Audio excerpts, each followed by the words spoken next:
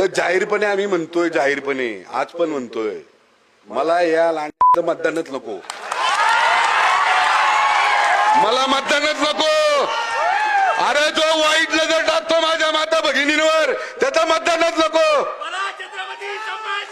अरे जो आमच्या या देवस्थानच्या जागेवर वगवट बसवतो त्याचं मला मतदानच नको। अरे इथून पुढे आमदार नाही झालो तरी चालेल, पण शेवटच्या श्वासापर्यंत हिंदू धर्माच्या अस्मितेसाठी, हिंदू धर्माच्या देश धर्मासाठी आम्ही सगळेजण प्रत्येक ठिकाणी जाणार, ही जागृती करणार। कायदा सुव्यवस्था बिघडवण्याचा ठेका काय फक्त या मुस्लिमांनीच घेतलाय असं नाही।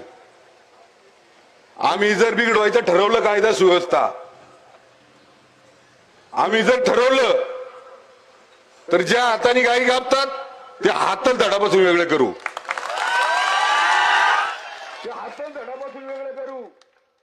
ज्या नजरा आमच्या आया बहिणींकडे जातात ते डोळेच काढून टाकू। माझ्या पुढे पैलवान लिहिलं जातं, ही काही कुठली शाळेतली डिग्री नाही, ही काही कुठल्या एज्युकेशन मधली डिग्री नाही, ही डिग्री आम्हाला देव देश धर्म याचं रक्षण करण्यासाठी मिळालेली डिग्री।